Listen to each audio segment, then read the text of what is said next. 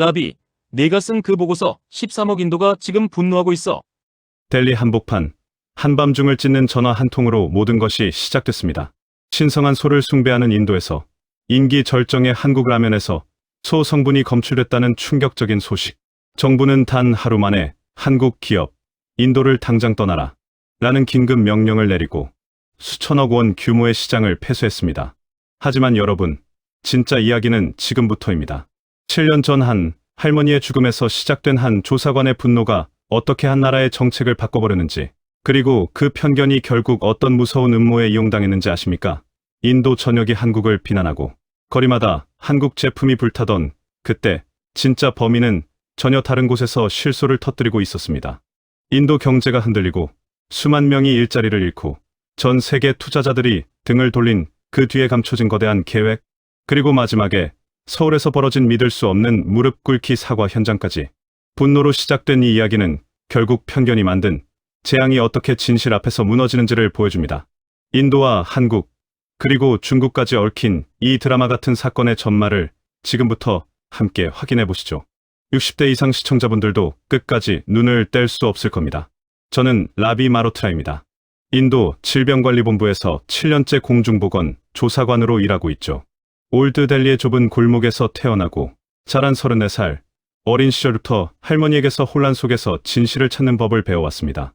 하지만 제 마음 깊은 곳에는 누구에게도 쉽게 털어놓지 못한 상처가 있습니다. 7년 전, 제 할머니가 갑자기 쓰러진 그날, 이후 제 가슴 한켠에는 한국 기업이라는 단어만 들어도 손이 떨릴 만큼 강한 불신이 자리 잡게 됐습니다. 그들은 우리 인도의 문화를 이해하지 못하고 이익만 쫓는다고 생각했죠. 그 편견이 제 직업과 삶을 오랫동안 지배해왔습니다. 그런 제게 어느 새벽 2시, 어둠을 가르며 울려 퍼진 전화벨은 잊고 싶었던 기억을 단숨에 깨웠습니다. 바라나시 지구병원의 샤르마 의사가 다급하게 전화를 걸어왔습니다. 대규모 사상자 상황이 발생했습니다. 200명 이상이 급성 위장염 증상을 보이고 있어요. 질병관리본부에서 즉시 와 주셔야 합니다. 그의 목소리에는 절박함이 서려 있었습니다. 저는 한치의 망설임도 없이 응급 키트를 챙기고 차에 올라탔습니다.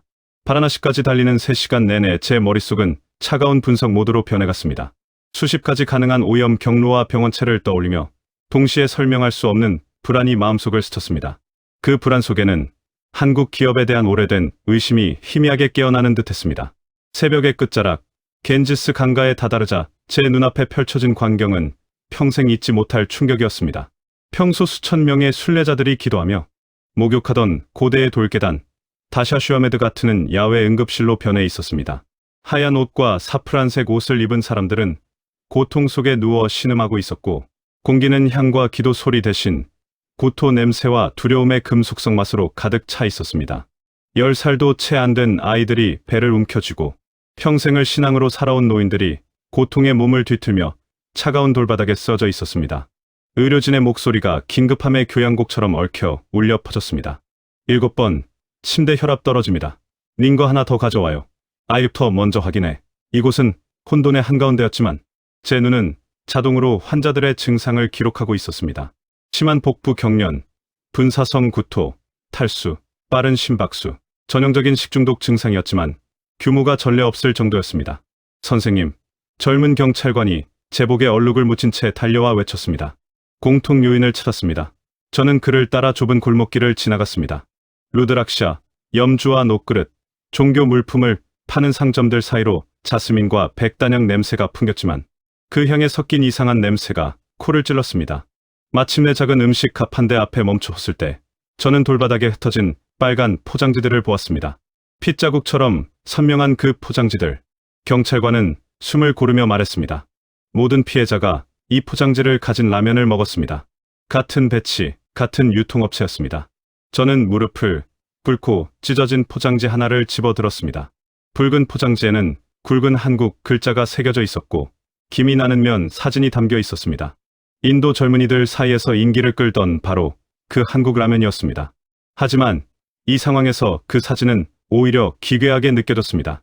제 신경을 전기처럼 스친 두 단어, 한국 라면. 그리고 7년 전, 그날 밤의 기억이 거친 파도처럼 밀려왔습니다. 집 안에서 고통으로 몸부림치던 할머니, 부엌 바닥에서 배를 움켜쥐고 쓰러져 있던 그 모습, 병원에서 들려오던 어른들의 속삭임, 그리고 언젠가 내 귀에 박힌 차가운 말. 한국 라면 때문이야. 이런 외국 회사들은 우리 문화를 이해하지 못해. 그때부터 제 마음속에는 불신의 씨앗이 자라났습니다. 시간이 지날수록 그것은 단단한 증오로 변해갔습니다. 한국 기업은 우리에게 봉사하려고 온 것이 아니라 단지 돈을 벌기 위해 왔다고, 우리 문화를 이해할 생각조차 없다고 저는 확신했습니다. 그 편견은 제 성격이 되었고 제 직업적 판단의 바탕이 되었습니다. 그리고 지금 바라나시의 차가운 새벽 공기 속에서 200명의 신음이 울려 퍼지는 이 현장에서 7년 동안 묻혀있던 상처가 다시 벌어지는 것을 느꼈습니다. 마치 한 번도 아물지 않은 채 제 안에서 기다리고 있었던 것처럼 제 손이 떨리기 시작했습니다. 추위 때문이 아니었습니다. 오히려 오랜 분노가 되살아나 그 어느 때보다 선명하고 차가운 확신이 제 몸을 지배하고 있었기 때문이었습니다. 저는 증거 포장지들을 봉투에 담아 델리 국립연구소로 보내라고 지시했습니다. 주위는 여전히 통제된 혼란 속에 있었습니다. 깜빡이는 불빛을 번갈아 켠 구급차들이 줄지어 가트를 떠나 병원으로 향했고, 경찰은 상인들의 가판대를 차단하며 사람들을 밀어내고 있었습니다. 의료팀들은 위중한 환자들을 살리기 위해 쉬지 않고 움직였습니다. 그러나 제 시선은 어느새 그 모든 소란을 넘어 있었습니다. 머릿속은 이미 다음 단계의 수사로 가득 차 있었고 7년간 잠자던 증오가 불타오르며 제 결심을 굳혔습니다. 이번만큼은 한국 기업이 자신의 잘못의 대가를 치르게 하겠다고 저는 속으로 되뇌었습니다. 델리로 돌아가는 길, 떠오르는 태양이 하늘을 주황과 분홍빛으로 물들이고 있었지만 제 마음은 차갑게 굳어 있었습니다. 휴대폰으로 전해지는 병원 상황 보고는 불안과 분노를 더욱 자극했습니다. 아직 사망자는 없지만 어린이 몇 명이 중환자실에 있습니다. 저녁 무렵 예비 결과가 나올 예정입니다. 연구소는 48시간 내에 전체 독성 보고서를 보내줄 것이라 했습니다. 저는 이미 알고 있었습니다. 제 뼛속 깊이 오랜 상처가 일깨운 직감이 확신으로 변해가고 있었기 때문입니다. 이번 사건은 단순한 식품 오염이 아니었습니다. 한국 기업이 또 한 번 인도의 신념과 문화를 짓밟았다는, 그동안 제가 믿어왔던 그 그림이 제 눈앞에 또렷하게 그려지고 있었으니까요. 그러나 이 순간 저는 전혀 알지 못했습니다. 제가 서명을 하게 될 그 보고서가 무고한 사람들을 또 한 번 고통 속으로 몰아넣고 정부의 외국 기업에 대한 신뢰를 송두리째 흔들며 결국엔 제 자신과 마주해야 하는 거대한 진실의 문을 열게 될 거라는 사실을요. 그 진실은 앞으로 제가 맞닥뜨려야 할 가장 깊고 쓰라린 시험이 될 것이었습니다. 아직 그 모든 일들이 시작도 되지 않았다는 사실만이 이 새벽보다도 더 차가운 무게로 제 마음을 짓누르고 있었습니다. 조금 전까지 저는 바라나시의 혼란 한가운데에서 200명이 넘는 환자들을 보았고 마음속에 오래된 분노를 다시 꺼내 들었습니다. 그리고 지금 제 책상 위에는 연구소의 예비 보고서가 도착해 있습니다. 소유래 성분 검출 양성이라는 굵은 글씨가 제 눈을 붙잡았습니다. 저는 곧장 긴급 권고서에 서명했고 정부는 빠르게 움직였습니다. 판매 금지, 공장 폐쇄, 철수 명령까지 모두 순식간이었습니다. 여기까지가 방금 전까지의 이야기입니다. 이제부터는 그 뒤에 이어진 장면들입니다. 그리고 어르신들께서는 편히 앉아 천천히 들어주시면 좋겠습니다. 다음 이야기가 곧바로 이어질 테니까요. 화요일 오후 3시 47분 저는 보고서 위에 펜을 내려놓았습니다. 승리의 기쁨이 와야 했습니다. 그런데 배 속에서는 차갑고 둔한 돌덩이 같은 감각이 자리를 잡았습니다.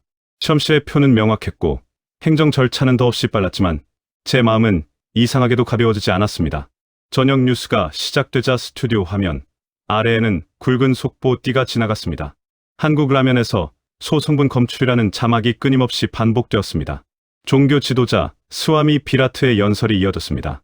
우리 신앙에 대한 전쟁이라는 말이 군중의 함성과 함께 울렸습니다.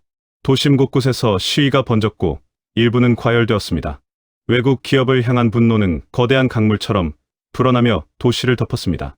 그때 저는 당연히 다음 장면을 예상했습니다. 법무팀이 앞세운 반박 자료, 정제된 문장으로 포장된 사과 같지 않은 사과, 치열한 공방 말입니다. 하지만 화면은 제 예상을 배신했습니다. 서울 본사에서 전해진 중계 화면, 숍 김도윤 이사는 차분한 목소리로 이렇게 말했습니다.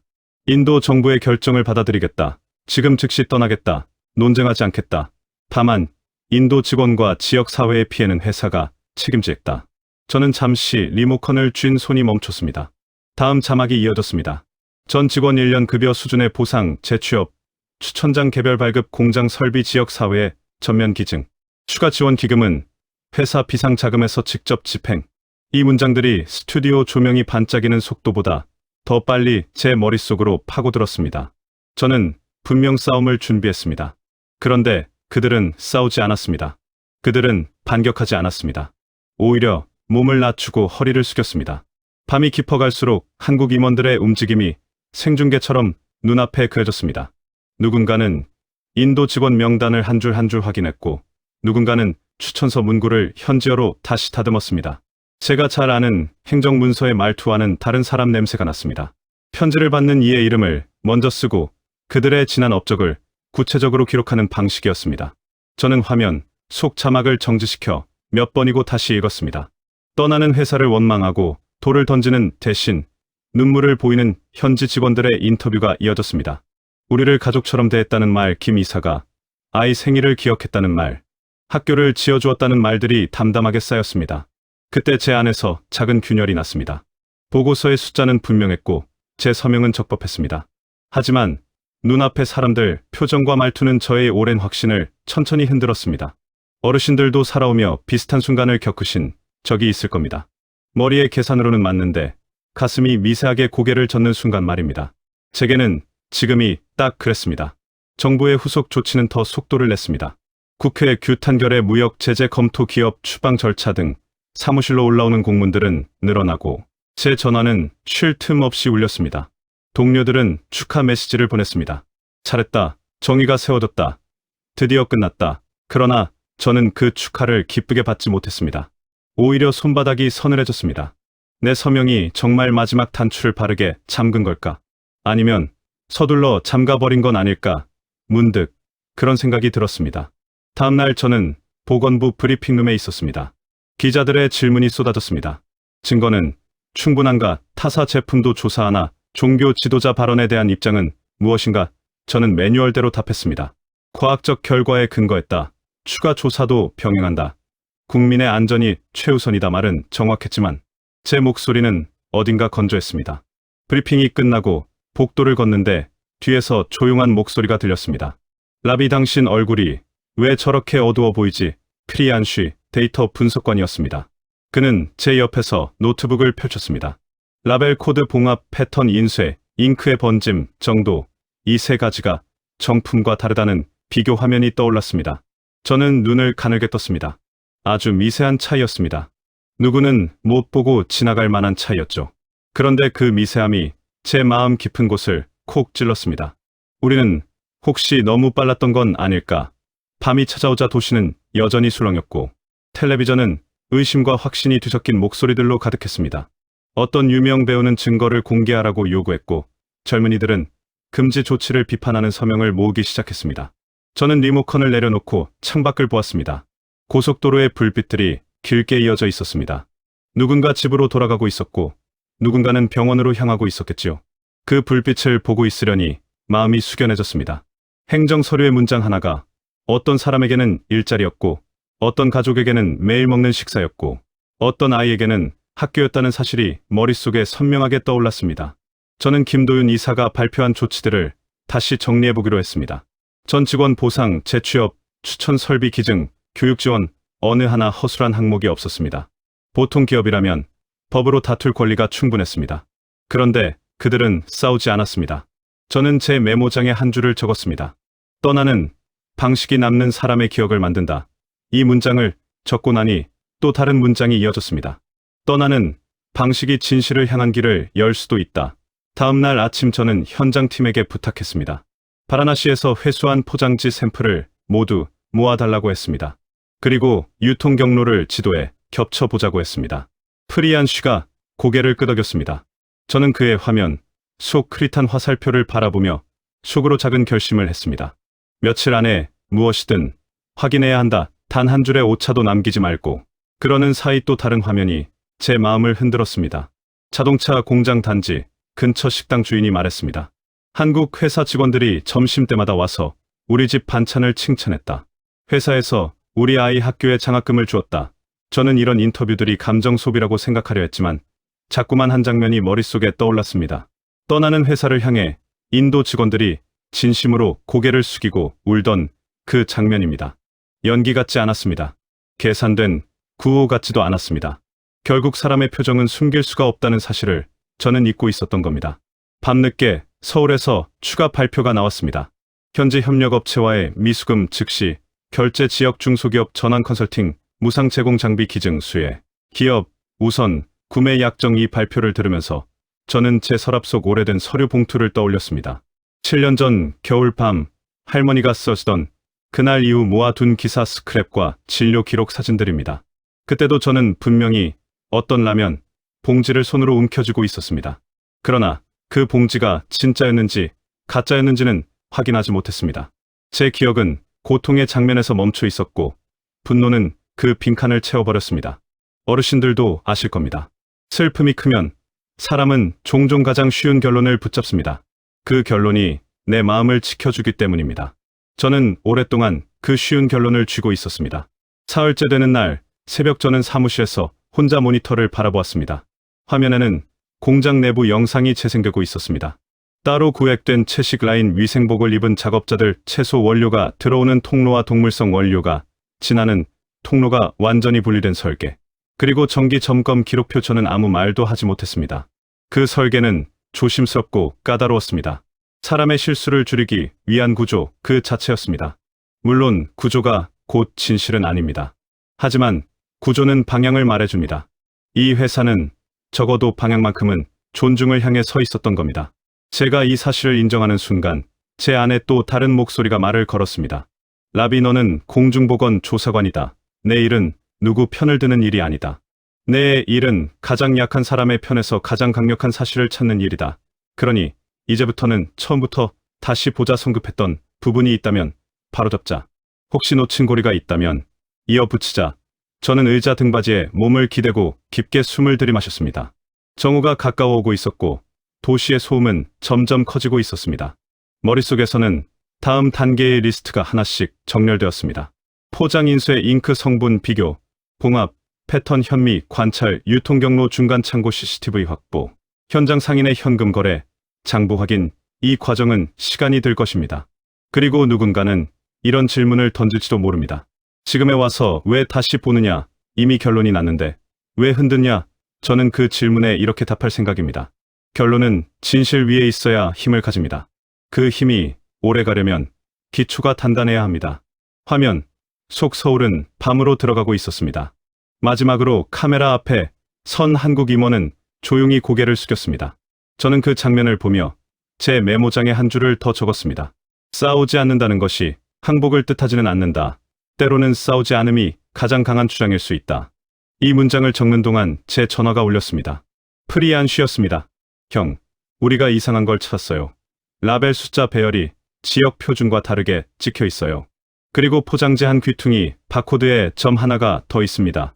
아주 작은 점입니다. 저는 자리에서 일어났습니다. 작은 점 하나가 큰 문을 여는 열쇠가 되는 경우를 저는 여러 번 보아왔습니다. 그리고 그 점이 향하는 곳을 따라가다 보면 우리가 정말로 마주해야 할 얼굴이 서 있을지도 모릅니다. 어르신 여러분, 이야기는 여기서 숨을 고릅니다. 아직 결론을 내리지 않겠습니다. 이제부터는 하나씩 확인할 차례입니다. 가트의 작은 상점에서 시작해 중간 창고를 지나 마지막 물류 허브까지 우리는 거슬러 올라갈 것입니다. 제가 할 일은 분명합니다. 서류의 줄 간격을 다시 재고, 현장의 냄새를 직접 맡고 사람들의 손에 묻은 가루를 채집하는 일입니다. 그리고 사실이 말하게 할 것입니다. 제 마음이 아니라 숫자가 말하고 영수증과 표기가 말하고 카메라의 시간이 말하도록요. 저는 코트를 집어들었습니다. 문 밖의 공기는 아직 뜨겁고 복도 끝의 형광등은 미세하게 떨리고 있었습니다. 오늘은 상인 두 곳을 더 만나야 합니다. 그들 중 한 명은 전날 말을 아꼈고 다른 한 명은 바코드 스캐너를 바꾸었다고 했습니다. 이유가 무엇인지 저는 꼭 들어야 합니다. 그리고 그 대답은 아마 우리가 생각하는 곳이 아니라 전혀 다른 방향을 가리킬 수도 있습니다. 이야기는 이제 막 중요한 갈림길로 들어서고 있습니다. 다음 장에서 저는 첫 번째 상인과 마주 앉아 그의 장부를 펼칠 것입니다. 거기에서 무엇이 나올지 아직 저도 모릅니다. 그러나 한 가지는 분명합니다. 이번에는 제 분노가 아니라 제 눈과 제 손이 길을 이끌 것입니다. 다음 단계를 위해 상인들을 만나러 나가려던 바로 그날 도시가 저를 다른 방향으로 끌고 갔습니다. 차가 막혀 우회하던 길이 오래된 시장 골목으로 이어졌고 저는 그곳에서 생각하지 못한 풍경을 보게 되었습니다. 어르신들께서도 잘 아시는 찬드니 초크였습니다. 향신료, 냄새가 코끝을 찌르고 상인들의 고객 소리가 골목 벽을 울리는 곳, 어린 시절 할머니 손을 잡고 카다몬과 커민을 사던 기억이 남아있는 그곳이었습니다. 그런데 그 노란 전등 아래에서 뜻밖의 한마디가 제 발걸음을 붙잡았습니다. 정품 한국 라면 한 봉지에 500루피. 불과 보름 전까지만 해도 50루피면 살 수 있었던 물건이었습니다. 사람들은 금지된 물건을 얻으려는 사람처럼 서로 어깨를 부딪히며 손을 뻗고 있었고 상인은 작은 금고를 여러 봉지를 하나씩 꺼내며 값비싼 보석처럼 다루었습니다. 저는 군중 속에서 숨을 고르며 그 모습을 지켜보았습니다.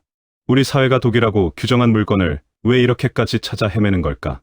제 마음 한편에서 불쑥 의문이 솟았고 그 의문은 곧 불편한 자책으로 변했습니다. 행정문서의 한 줄이 누군가에게는 생계였고 누군가에게는 익숙한 맛이었으며 또 다른 누군가에게는 그저 하루의 작은 위로였다는 사실을 그 순간 다시 떠올렸기 때문입니다. 시장을 빠져나온 뒤에도 같은 풍경이 도시 곳곳에서 반복되었습니다. 코나트 플레이스에서도 칸 마켓에서도 다른 구역의 재래시장에서도 사람들은 몰래 숨겨둔 재고를 찾았고 상인들은 낮은 목소리로 가격을 속삭였습니다. 저는 운전대를 잡은 채 라디오 속 뉴스 진행자의 목소리를 멍하게 들었습니다. 금지령 이후 일주일, 오히려 없어서 더 구한다는 역설적인 현실이 우리 앞에 놓여 있었습니다. 사무실로 돌아오자 곧장 프리안쉬 세티가 문을 열고 들어왔습니다. 데이터 분석에 밝은 후배였고 늘 모니터 여러 대를 켜둔 채 그래프와 지도를 동시에 다루는 친구였습니다. 그는 말보다 화면을 먼저 내밀었습니다. 해시태그 추적 그래프가 폭포처럼 치솟아 있었고 게시물의 어조를 분석한 결과가 옆에 붙어 있었습니다. 정부를 비난하는 목소리도 외국 기업을 향한 분노도 있었지만 그보다 더 많은 것은 증거를 보여달라는 요구였습니다. 오염된 제품이 무엇인지 공개하라. 독립 검증을 하자. 과학으로 설명하라는 목소리였습니다. 저는 의자 등받이에 살짝 기대며 어르신들께서도 이해하기 쉽도록 스스로에게 설명하듯 물었습니다. 사람들이 왜 이렇게까지 묻는 걸까? 프리안쉬는 다음 자료를 열었습니다. IIT 델리의 화학 교수가 올린 짧은 강의 영상이었고 뭄바이의 식당 주인이 가짜 포장 차이를 설명하는 화면이 이어졌습니다. 방갈로르의 의대생들은 남은 라면, 재고를 자비로 분석해 동물성 성분이 검출되지 않았다는 결과를 공개했습니다.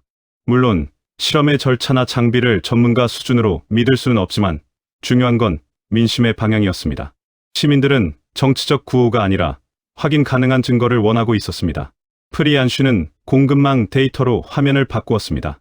포장봉지의 배치 코드, 선적 명세서, 중간 창고의 로딩 기록, 소매점 납품 시간표가 층층이 쌓여 지도 위로 겹쳐졌습니다. 바라나시 병원에서 회수한 봉지를 출발점으로 화살표를 거꾸로 따라가니 경로가 두 갈래로 갈라졌습니다. 하나는 회사가 공개해온 정규 유통망이었고 다른 하나는 유령 회사 이름이 이어지는 이상한 길이었습니다. 회사 등록 주소가 사서함으로 되어 있거나 창고가 하루 만에 이름을 바꾸고 사라진 흔적이 여럿이었습니다. 저는 화면에 바짝 다가가 봉지 사진을 확대했습니다. 프리안쉬가 육안으로는 잘 보이지 않는 차이를 천천히 설명했습니다. 빨간색, 잉크의 성분 배합이 미묘하게 다르고 한글, 글자의 굵기가 아주 조금 얇고 영양성분표의 줄 간격이 미세하게 어긋나 있으며 열로 붙인 봉합선의 무늬가 기계마다 남기는 자국과 다른 형태를 보인다고 했습니다. 저는 어르신들께서도 쉽게 떠올릴 수 있는 비유를 스스로 중얼거렸습니다. 손때 묻은 집 열쇠는 복제를 해도 미세한 차이가 생기고 그 차이는 주인이 손끝으로는 느낄 수 있다는 말을 들은 적이 있습니다. 지금 우리 앞에 사진이 꼭 그랬습니다. 얼핏 보면 똑같지만 반복해서 보면 다른 점이 보이는 모습이었습니다. 저는 대답 대신 깊게 숨을 들이마셨습니다. 만약 우리가 처음 조사했던 그 봉지들이 정품이 아니었다면 처음부터 잘못된 출발선 위에서 달려온 셈입니다.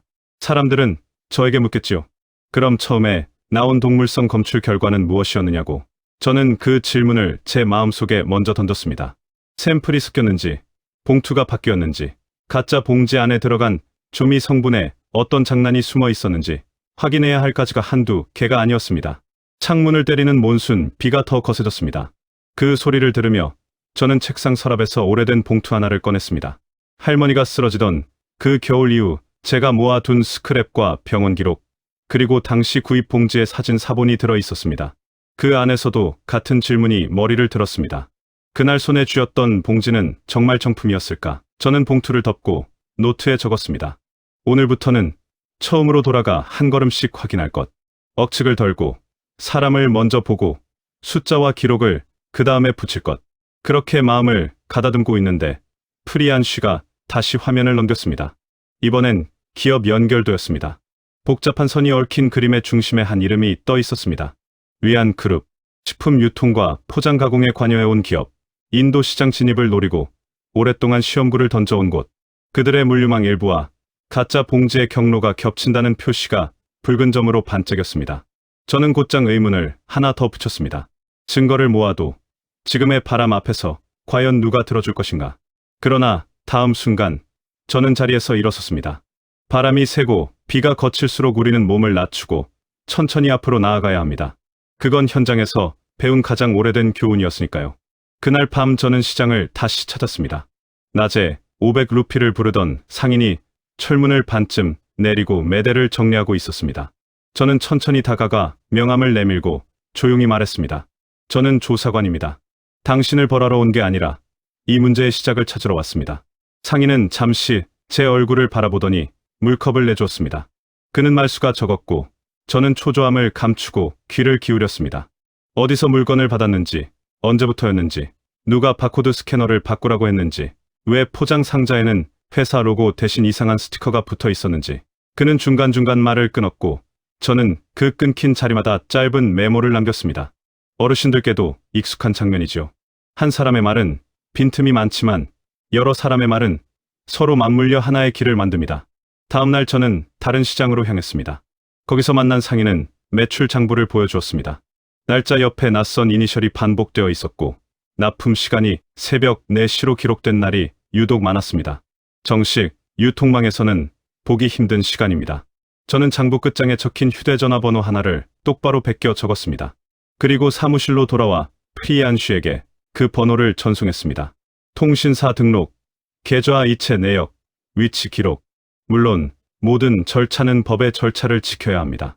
저는 동시에 우리 부서의 법률 담당에게 문서를 보냈고 공식 협조 요청서를 준비했습니다. 그 사이에도 도시는 움직이고 있었습니다. 암시장의 가격은 더 뛰었고 온라인의 질문은 더 구체적으로 변했습니다. 어떤 시민은 봉합선의 자국을 확대해 비교했고 어떤 교사는 학생들과 함께 포장지 활자 간격을 자로 제어 사진으로 올렸습니다. 저는 그 사진들을 저장했습니다. 국민이 함께 만든 증거였습니다. 한편 뉴스에는 또 다른 장면이 등장했습니다. 한국 회사의 마지막 트럭이 떠나던 날 공장 담장 밖에 모인 현지 직원들이 서로 어깨를 붙잡고 서 있었습니다.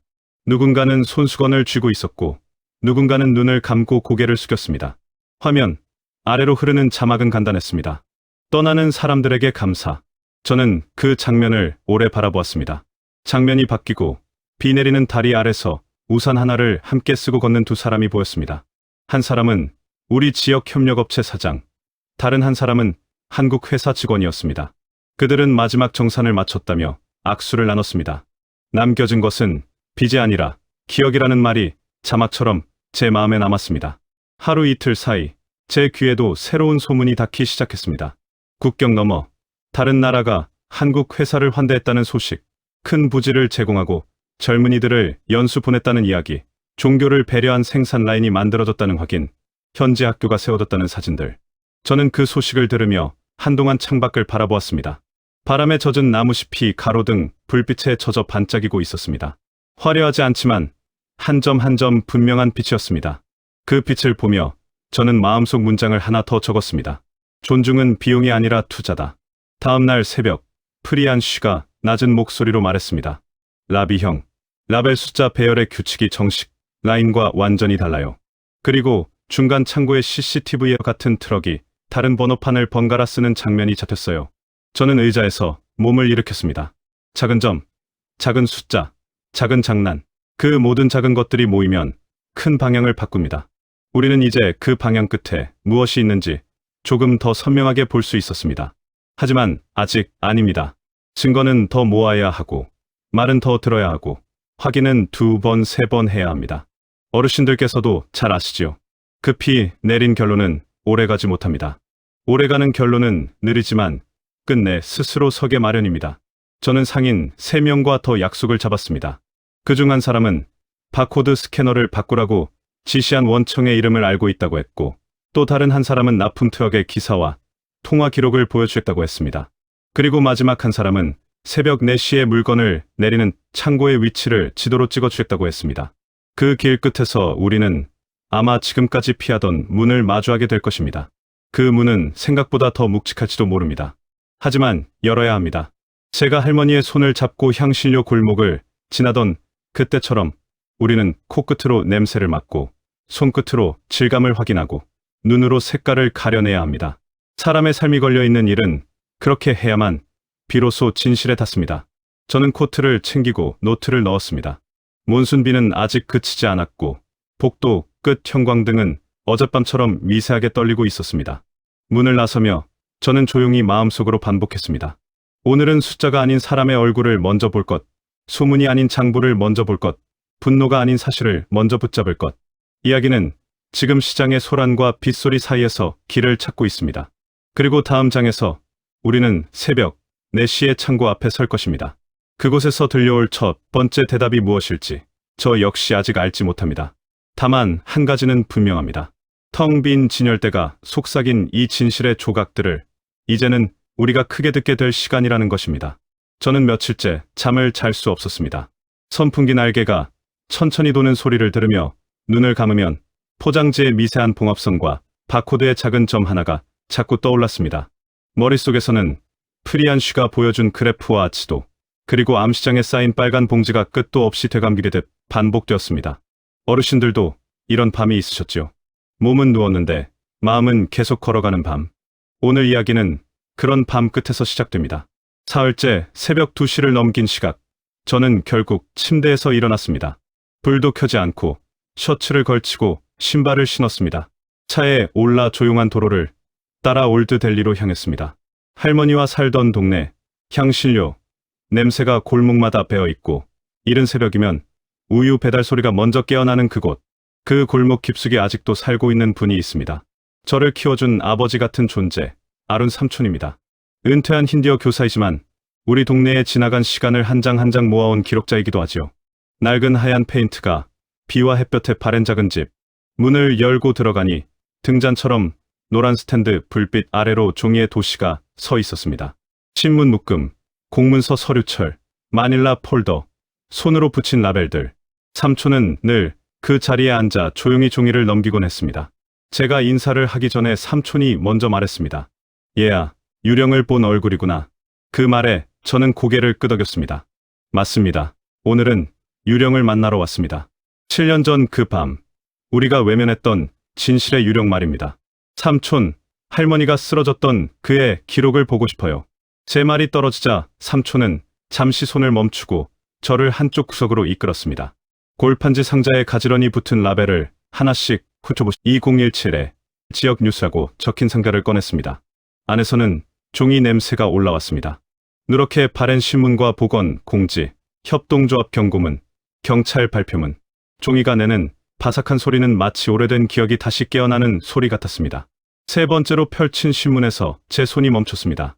큼직한 제목이 눈을 붙잡았습니다. 중국산 가짜 한국 라면, 대규모 단속으로 적발, 5만 개 봉지 압수. 날짜를 보는 순간 목이 타들어가는 것 같았습니다. 할머니가 쓰러지기 정확히 일주일 전의 기사였습니다. 다음 장 기사에는 가짜 식품의 특징이 적혀 있었습니다. 공업용 기름 사용, 승인받지 않은 첨가물, 색이 미세하게 다른 인쇄, 불규칙한 봉합 패턴. 또 다른 자료에는 보건부가 배포한 안내문이 붙어 있었습니다. 공인 판매처에서만 구매하라는 권고, 정품 확인 방법, 신고 연락처. 종이 한 장 한 장이 제 마음을 조금씩 내려앉히며 오래된 오해의 껍질을 벗겨냈습니다. 할머니의 고통이 누군가의 문화적 무감각 때문에 생긴 것이 아니라 정품의 신뢰를 악용한 범죄적 위조에서 비롯되었을 가능성. 7년 전, 저는 너무 어렵고 너무 아팠습니다. 그래서 가장 쉬운 결론을 붙잡았습니다. 쉬운 결론은 때로 마음을 지켜주지만 그 대가로 진실을 잃게 만들지요.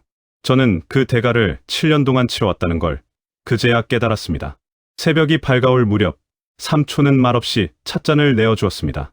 따뜻한 향이 코끝을 스치자 그제야 속이 조금 가라앉았습니다. 삼촌은 조용히 말했습니다. 라비야, 기록은 사람을 비난하려고 있는 게 아니다. 기억이 흐려질 때 길을 잃지 않게 도와주려고 있는 거지. 저는 고개를 끄덕이며 신문과 공지를 몇 장 복사해 종이 파일에 넣었습니다. 그리고 한 곳을 더 가야 한다고 마음먹었습니다. 그날 할머니를 처음 보았던 병원. 리아즈 칸 박사의 진료실입니다. 라즈판 나가르의 오래된 병원 1층. 반쯤색이 바랜 건강 포스터와 연한 파란 플라스틱 의자들, 접수대 뒤로 보이는 낡은 파일 캐비닛. 시간이 거의 멈춘 것 같은 공간이었지만 박사님의 눈빛은 날카롭고 따뜻했습니다. 제 이야기를 들은 박사님은 깊은 한숨을 쉬며 차트를 꺼내 보였습니다. 7년 전 기록에는 제가 그때는 읽을 수 없었던 언어가 또렷했습니다. 공업용 기름의 잔류 지표, 과도한 방부제 수치, 사람이 먹어서는 안 되는 화학물 흔적. 박사님은 조심스럽게 말씀하셨습니다. 그에 비슷한 사례가 여럿 있었어요. 정품의 관리 실패라기보다 가짜 제조의 전형적 양상과 더 가까웠습니다. 왜 그때 우리에게 말해주시지 않았나요? 제 목소리가 떨렸습니다. 박사님은 한참을 쉬고 나직하게 답했습니다. 가족분들이 종교적 충격과 죄책감에 너무 괴로워하셨어요. 더 복잡한 사실을 그 자리에서 꺼내면 오히려 상처만 키울 것 같았습니다. 저는 우선 치료에 집중했고 때가 오면 설명하리라 생각했지요. 어르신들, 의사는 상처를 덮으려 할 때가 있습니다. 상처가 아주 깊을 때는 봉합을 먼저 하고 설명은 천천히 하는 것이지요. 하지만 설명이 늦어지면 상처 곁에 다른 것들이 자라납니다. 제게는 그게 편견이었습니다.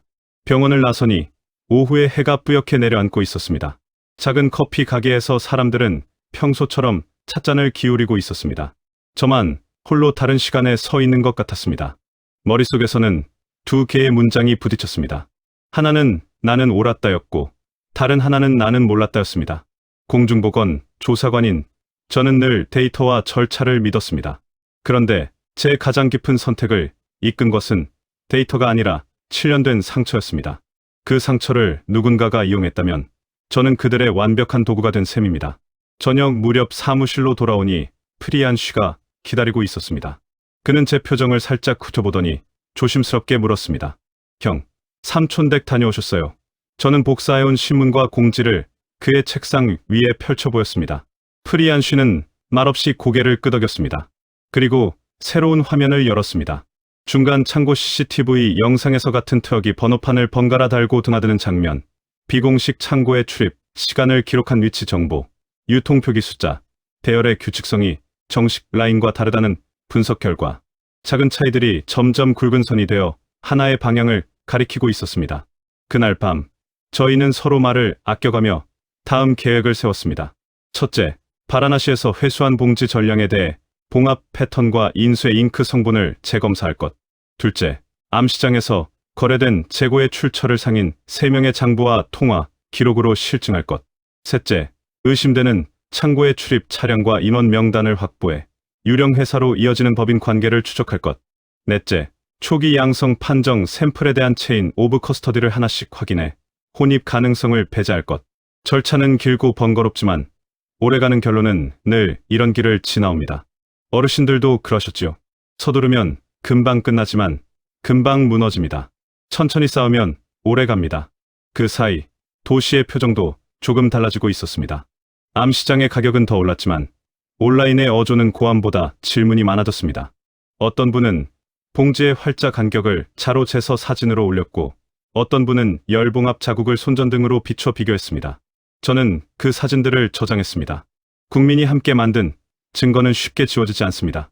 저 멀리에서는 다른 나라에서 들려오는 소식이 희미하게 들려왔습니다. 누군가는 그 회사를 환대했고 젊은이들이 연수 비행기에 올랐고 종교와 문화를 배려한 전용 라인이 만들어졌다는 소식. 그 장면들을 떠올리면 제 마음은 더 무거워졌습니다. 우리가 등을 돌린 사이 누군가는 손을 내밀었다는 뜻이니까요. 밤이 깊자 저는 책상 서랍에서 오래된 봉투 하나를 꺼냈습니다. 할머니의 병원 영수증, 약 봉투, 그날 저녁 사온 봉지에 사진 사본이 들어 있었습니다. 사진 속 포장은 기억보다 선명했습니다. 그 작은 사각형들 안에 제가 미처 보지 못했던 많은 신호가 들어 있었을지도 모릅니다. 저는 사진을 들여다보며 조용히 중얼거렸습니다. 라비, 이번에는 내가 보고 싶은 것 말고 있는 그대로를 봐라. 다음 날, 저는 다시 시장으로 나갔습니다. 전날 만나 장부를 보여주겠다고 했던 상인은 약속대로 노트를 펼쳤습니다. 날짜 옆에 낯선 이니셜이 반복되어 있었고 납품 시간은 늘 새벽 4시였습니다. 정식, 유통표에선 보기 힘든 시간입니다. 또 다른 상인은 전화기의 최근 통화 목록을 보여주었습니다. 익숙한 번호가 두어 개 보였습니다. 공인유통사 번호가 아니라 앞서 본 유령 회사의 연락처와 숫자 배열이 닮아 있었습니다. 저는 숫자들을 적어 프리안 씨에게 보냈습니다. 통신사 협조 공문, 위치 기록 영장, 창고 출입 명부 요청서, 서류는 차곡차곡 쌓여갔습니다. 돌아오는 길, 빗방울이 다시 떨어지기 시작했습니다. 차창에 맺힌 물방울, 너머로 신호등, 불빛이 번졌습니다. 저는 마음속으로 어르신들께 묻듯 스스로에게 물었습니다. 라비, 이제 무엇을 해야 하니? 답은 오래 기다리지 않았습니다. 처음부터 사람을 먼저 보고 그 다음 종이를 보고 마지막에 결론을 적어라. 저는 속으로 그 순서를 3번 더 되뇌었습니다. 분노를 덜고 확인을 더하고 혼잣말보다 대화를 늘릴 것. 그 약속을 종이 위에 적어두었습니다. 사무실 문을 나서니 복도 끝 형광등이 미세하게 떨리고 있었습니다. 긴 숨을 내쉬고 코트를 걸쳤습니다. 내일 새벽에는 의심되는 창고 앞에 설 것입니다. 그곳에 경비와 마주 앉아 차 한 잔을 나누고 출입 대장을 넘겨받고 새벽 4시에 도착했다는 그 트럭 운전사의 이름을 처음으로 듣게 될지도 모릅니다. 혹은 또 다른 유령처럼 튀어나오는 빈칸과 마주할 수도 있겠지요. 어느 쪽이든 괜찮습니다. 유령을 이기는 방법은 도망이 아니라 확인이니까요. 여기까지 들으신 어르신들, 혹시 마음이 무거우셨다면 잠시 어깨를 펴세요. 이 이야기는 끝나지 않았습니다. 저는 아직 사과하지도 용서를 받지도 않았습니다. 다만 길이 보일 뿐입니다. 소문이 아닌 장부, 분노가 아닌 증거, 그리고 무엇보다도 사람이 먼저인 길. 다음 장에서 우리는 그 길 위 첫 번째 문 앞에 서게 될 겁니다. 문은 생각보다 묵직하겠지만 열쇠는 이미 손에 쥔 듯합니다. 작은 점 하나, 숫자 하나, 손글씨 하나가 그 열쇠가 될지도 모릅니다. 그리고 그 열쇠가 돌아가는 소리를 저는 여러분과 함께 듣고 싶습니다. 종이 한 장 한 장에서 드러난 과거의 단서는 제 마음을 무겁게 했고 오늘 아침 제 책상 위에 놓인 보고서들은 그 무게에 숫자의 얼굴을 붙였습니다. 어르신들께서도 느끼실 겁니다. 누군가의 결정이 한 동네의 일상이 되고 한 가정의 밥상이 되며 아이들의 학기 계획이 되는 순간을요. 오늘 제가 펼쳐본 자료는 바로 그런 삶의 무늬가 어떻게 찢어졌는지 보여주는 기록입니다. 프리안 씨는 밤새 모은 데이터를 정리해놓고 저를 기다리고 있었습니다. 그의 모니터 세대에는 경제 피해 보고서가 차례차례 떠 있었고 그래프는 계절 바람처럼 한 방향으로만 기울어져 있었습니다. 먼저 눈에 들어온 것은 직접 고용 피해였습니다. 공장 라인의 수면 노동자 품질 관리 기사 경비, 도대 기사 회사 구내식당 조리원까지 수많은 직업 이름이 표로 나열되어 있었고 그 옆에 실직 인원이 숫자로 박혀 있었습니다. 그 숫자는 단순한 통계가 아니었습니다. 교복값을 어떻게 마련하나 하는 엄마의 한숨 학원비를 끊겠다고 말하는 아빠의 미안한 눈빛, 노모의 약값을 미루는 자식의 침묵이었습니다. 수치가 크다는 사실보다 더 아픈 건 그 수치가 사람 이름을 지우고 있었다는 점이었습니다. 다음 표는 농업 분야였습니다. 한국 회사와 계약을 맺고 감자와 양파, 고추 원료를 공급하던 농가들이 리스트로 정리되어 있었습니다. 재작년에 대출을 받아 저장고를 넓힌 농가 판단, 보증금을 걸고 관정 개발을 한 농가 판단, 품종을 바꿔 수확량을 늘린 농가 판단, 모두가 같은 문장으로 끝나 있었습니다. 판로 상실, 재정 악화, 부채 증가. 저는 잠시 화면을 멈추고 눈을 감았습니다. 어르신들께서도 아시지요? 농사는 한 해의 실수로 끝나지 않습니다. 씨앗을 고르고 흙을 갈고 물기를 바꾸고 저장고를 손보는 일들은 몇 해를 이어해야 비로소 결실을 맺습니다. 그런데 시장이 하룻밤에 사라졌습니다. 그 공백을 메울 새 계약은 곧바로 오지 않았습니다. 물류망의 보고서는 또 다른 골칫거리였습니다. 트럭 기사들이 지나는 길은 정해져 있고 물류센터의 교대표는 리듬이 있습니다. 그 리듬이 끊기자 도미노처럼 흔들렸습니다. 창고의 야간 반이 없어지고 택배 회사의 하역 인원이 줄고 도심 매장의 상차 횟수가 반으로 줄었습니다. 지도 위에서는 파란 점들이 서서히 꺼졌습니다. 불이 꺼지는 곳마다 가계부의 수입란이 비어갔습니다. 저는 지방정부의 세수 자료도 보았습니다. 산업단지에서 들어오던 세금과 협력업체에서 걷던 각종 부담금들이 줄자도로 보수 계획이 중단되고 지역 보건소의 장비 교체가 연기되었습니다. 작은 동네 도서관의 운영 시간이 줄어든다는 공지가 사진으로 올라와 있었습니다. 아이들이 숙제를 하러 찾던 그 조용한 방의 불빛이 더 일찍 꺼진다는 뜻입니다. 세금은 보이지 않는 곳에서 사람을 지탱합니다. 그래서 사라질 때도 조용히 아픕니다. 프리미엄 라면, 시장의 붕괴 그래프는 저를 한동안 말없게 만들었습니다. 한때는 도시와 농촌을 막론하고 가끔 즐기는 작은 사치였습니다. 아이가 시험을 잘 본 날 대학생이 야근을 마친 밤 젊은 부부가 비 오는 저녁에 따끈한 국물을 나누던 그 한 그릇이었습니다. 그런데 시장은 순식간에 움푹 패인 골짜기가 되었고 그 빈자리를 값싼 대체품이 채웠습니다. 가격은 낮았지만 품질은 불안했고 안전 기준을 제대로 갖추지 않은 제품들이 유통망을 비집고 들어왔습니다. 정품이 사라진 자리를 무책임히 채운 셈입니다. 프리안쉬는 다른 차트를 열었습니다. 국제 비즈니스 신뢰 지수였습니다. 제도와 예측 가능성을 따지는 차트에서 인도의 점수선이 눈에 띄게 꺾여 있었습니다. 금지 조치 이후 외국인 직접 투자 신청이 줄고 해외 컨설팅 회사들이 고객사에 전략 다변화를 권한다는 보고서가 곁들여져 있었습니다. 저는 가슴이 서늘해졌습니다. 한 기업을 내보낸다는 것은 때로 한 산업을 내보내는 일이 되고 더 나아가 한 나라의 약속을 흔드는 일이 되기도 합니다. 신뢰는 한번 깨지면 돌아오려면 오래 걸립니다. 어르신들께서 살아오며 경험하신 인간관계와 닮았습니다. 멀리 있는 기업도 결국 사람의 약속을 보고 움직입니다. 화면은 이어서 방글라데시의 영상을 띄웠습니다. 공항에서 정부 수반이 직접 맞이하고 공장 부지 앞에서 주민들이 환영 깃발을 흔드는 장면이 이어졌습니다. 준비된 인센티브 표는 구체적이었습니다. 장기간 법인세 감면, 전용 철도와 항만 접근, 보장 현지 전력과 수도의 안정적 공급 보조. 그러나 제가 더 눈여겨본 것은 그 아래의 작은 항목들이었습니다. 할랄 인증을 신속히 지원하는 전담 창구 채식 라인을 위한 별도, 공기 흐름 설계 기도 시간과 방향을 고려한 휴게 공간 조성 현지 종교 지도자와의 자문 협의체 설치. 한 문장 한 문장이 이렇게 말하는 듯했습니다. 우리는 당신들이 존중하려고 했던 것을 진심으로 알아듣고 함께 지키겠다고. 그 결과는 빠르게 나타났습니다. 현지 채용 공고에는 경쟁률이 치솟았고 청년들은 기술 연수 프로그램을 통해 한국으로 떠났습니다. 귀국 후에는 중간 관리자와 기술 강사로 배치되어 현장에서 배운 기준을 나눌 예정이라고 했습니다. 농가와의 직거래는 공정 가격을 보장했고 수매 단가가 올라가자 마을의 소형 창고에 다시 불이 들어왔습니다. 한 학생은 장학금으로 대학에 입학했다며 웃었습니다. 영상 속 그 웃음은 과장이 아니었습니다. 새로운 기회가 진짜로 문을 연 얼굴의 표정이었습니다. 저는 그 장면을 보며 두 나라의 대비를 떠올렸습니다. 우리는 두려움과 분노로 문을 닫았고 이웃 나라는 존중과 준비로 문을 열었습니다. 문을 닫았던 우리 앞에는 실직과 불신이 쌓였고 문을 연 그들 앞에는 일자리와 배움의 길이 펼쳐졌습니다. 선택의 결과는 늘 이렇게 분명합니다. 숫자는 무심하지만 방향을 말해줍니다. 프리안쉬가 마지막 표를 열었을 때 저는 숨을 고르지 않을 수 없었습니다. 의심하던 그 회사의 주가였습니다.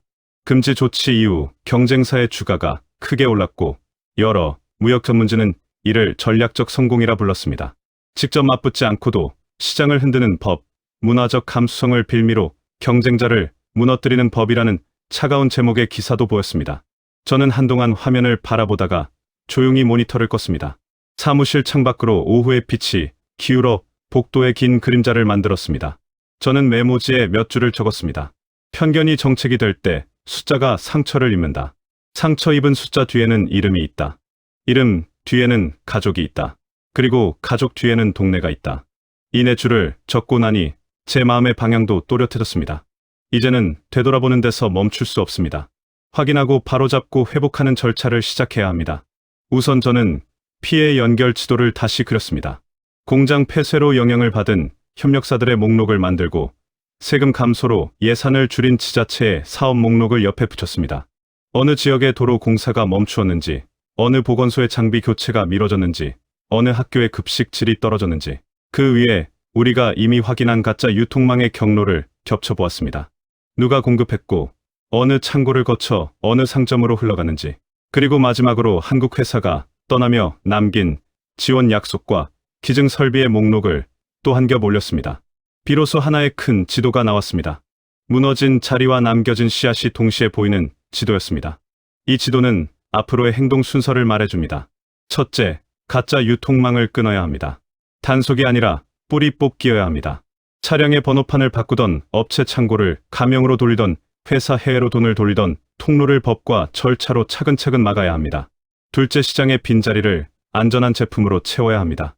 정품화 인증 체계를 시민과 상인 모두가 쉽게 확인할 수 있도록 표기를 단순하고 크게 바꾸고 스캔 한 번으로 유통 경로가 보이는 시스템을 도입해야 합니다. 셋째, 실직자와 협력업체를 위한 응급 대책이 필요합니다. 재취업 훈련 바우처, 장비 전환 컨설팅 대출 만기, 연장 같은 현실적인 다리들을 놓아야 합니다. 넷째, 무엇보다 실수의 과정을 투명하게 공개해야 합니다. 왜 이런 결정이 내려졌고 어떤 검증이 부족했으며 어떤 압력이 있었는지 기록을 열어 보이는 일입니다. 신뢰는 이렇게 돌아옵니다. 저는 마음속으로 어르신들께 여쭙듯 스스로에게 물었습니다. 한 사람의 과오가 이렇게 컸는데 이제 무엇으로 갚을 수 있을까? 그 답은 화려한 말이 아니라 뚜벅뚜벅 걸어가는 작은 행동들 속에 있었습니다.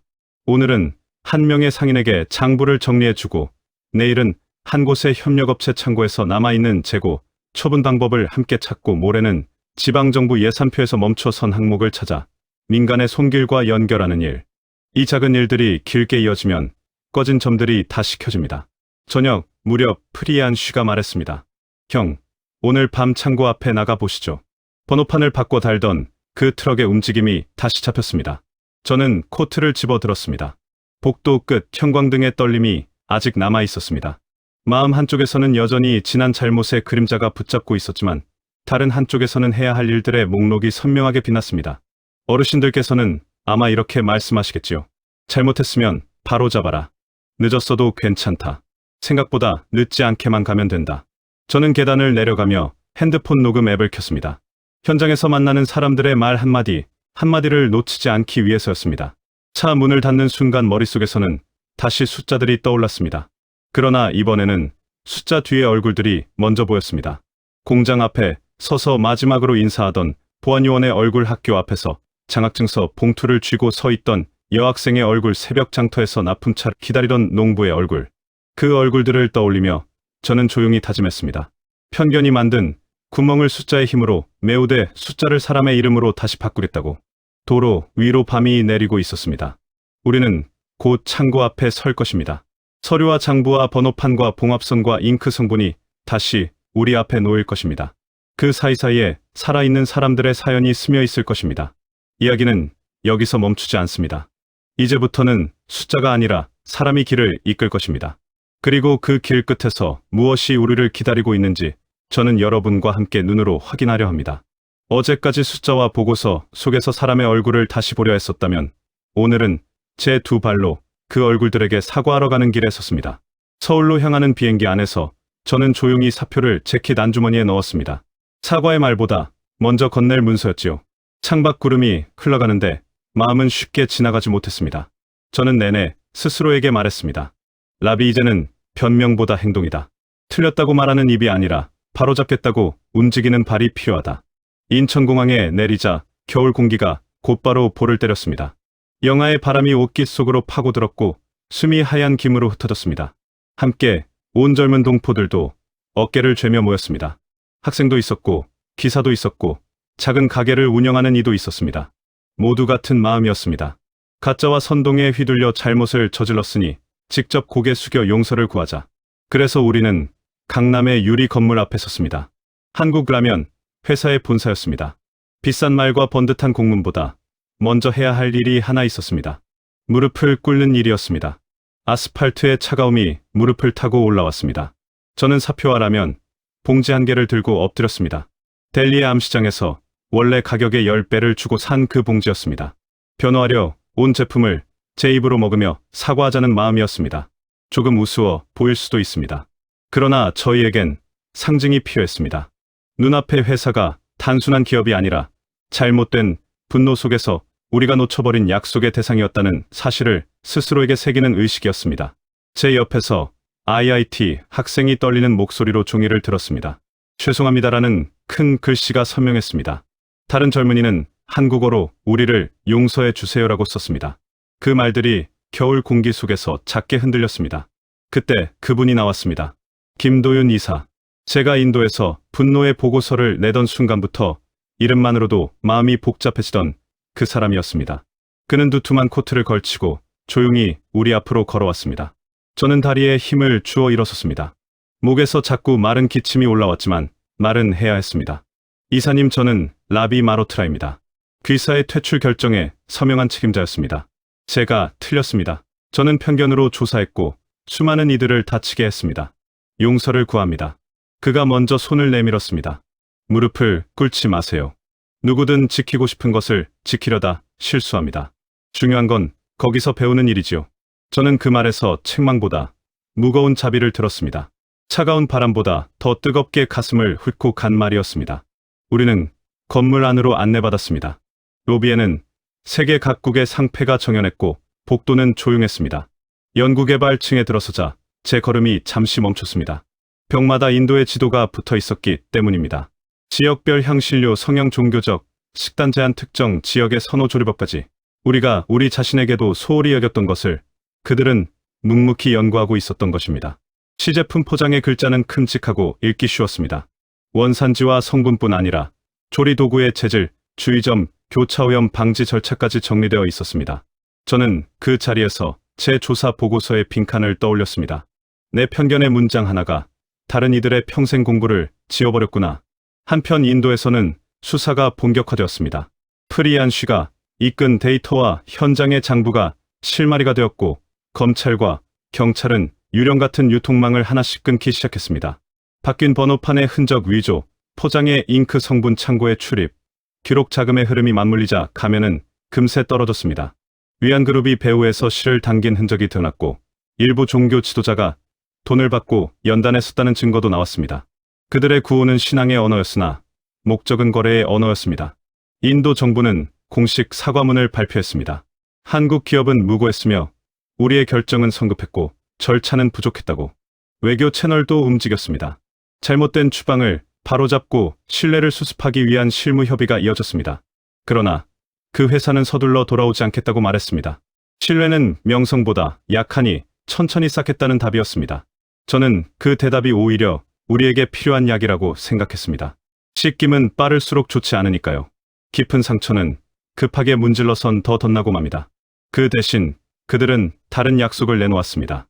지역 농민과의 직접 계약을 늘리고 숨의 단가를 올려 농가의 숨통을 틔울 것, 채용해서 소수 공동체 청년을 우선 선발하고 기술 교육을 제공할 것, 한국어와 안전위생 교육을 포함한 장기, 인재 양성 프로그램을 만들 것, 우리 사회가 아파한 자리마다 작은 불씨를 옮겨 담는 약속들이었습니다. 그날 저녁 저는 혼자 숙소로 돌아와 사표를 꺼냈습니다. 이제 제출해야 한다고 마음먹었습니다. 하지만 동시에 다른 제안도 받았습니다. 인도 문화 컨설턴트로 함께하자는 제안이었습니다. 제게는 이 제안이 관용이자 과제였습니다. 어르신들, 저는 잠시 창가에 서서 델리의 밤을 떠올렸습니다. 향신료 시장의 소란, 학교 운동장의 웃음, 비 오는 저녁을 하면 냄비에서 올라오던 김. 그 장면들을 떠올리니 하나의 문장이 속에서 맑아졌습니다. 나는 떠나야 하지만 도망치지 말자. 책임을 회피하려 사라지지 말자. 돌아가서 무너진 곳에 다리를 놓자. 며칠 뒤 저는 서울의 그 회사에서 마지막 미팅을 마무리하고 공식 사과문을 한 장 거써서 전달했습니다. 제 이름으로 쓴 문서였습니다. 내 서명으로 다른 이들의 삶을 흔들었으니 내 서명으로 그 흔들림을 바로잡는데 끝까지 쓰겠다는 다짐이었습니다. 그리고 귀국길에 올랐습니다.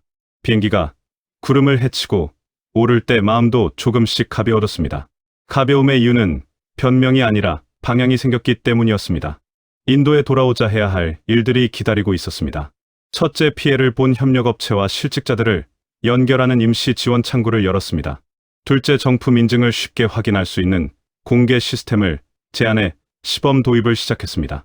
셋째, 상인들의 장부를 표준화해 가짜 유통을 조기에 가려내는 교육을 동네별로 진행했습니다. 넷째, 무엇보다 제 잘못의 과정을 투명하게 말했습니다. 방송에도 나갔고 마을회관에서도 말했습니다. 제 입으로 편견이 어떻게 정책이 되었고 그 결과가 어떻게 숫자와 얼굴을 무너뜨렸는지 숨기지 않고 말했습니다. 때로는 따가운 질문이 돌아왔습니다. 왜 그때는 몰랐나, 왜 이제야 말하나? 저는 고개를 숙이고 대답했습니다. 몰랐던 게 아니라 보지 않았습니다. 보이는 것만 골라보았습니다. 그래서 이제는 저 혼자 보지 않겠습니다. 여러분과 함께 보겠습니다. 그 대답이 완벽한 치유는 아니었지만 길을 잃지 않게 해주는 나침반은 되었습니다. 시간은 흘렀고 어느 봄날 작은 소식이 도착했습니다. 한국 회사가 단계적 재진입을 공식 발표했습니다. 예전보다 조건은 더 까다롭고 약속은 더 구체적이었습니다. 첫 해에는 한정된 도시에서만 판매를 시작하고 모든 포장에는 보이는 인증표와 추적 코드가 붙었습니다. 농가 교육장에는 새 기계가 들어왔고 청년교육센터에는 새 강좌가 열렸습니다. 저는 개소식 구석에서 조용히 서 있었습니다. 환호 속에서 마음이 울컥했지만 손바닥을 세게 맞잡았습니다.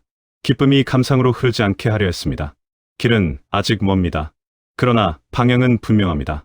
그날 밤 저는 오래된 기록 상자를 다시 열었습니다. 할머니 사진이 맨 위에 있었습니다. 웃는 얼굴이었습니다. 라비아 음식을 만들 때는 불을 바짝 보지 말고 냄비를 보라고 하시던 목소리가 들리는 듯했습니다. 불만 보면 조급해지고 냄비를 보면 보글보글 익어가는 걸 알 수 있다는 말씀. 저는 그 가르침을 이제야 알았습니다. 세상사를 보며 우리는 자주 불만 봅니다. 번지는 소문 불붙는 분노 타오르는 구호. 그러나 냄비를 봐야 합니다. 그 안에 무엇이 들어있는지, 얼마나 익었는지, 누구의 손이 닿았는지. 그렇게 보면 급한 불길에 휩쓸리지 않습니다. 오늘 저는 그 말을 제 마음의 첫 줄에 적었습니다.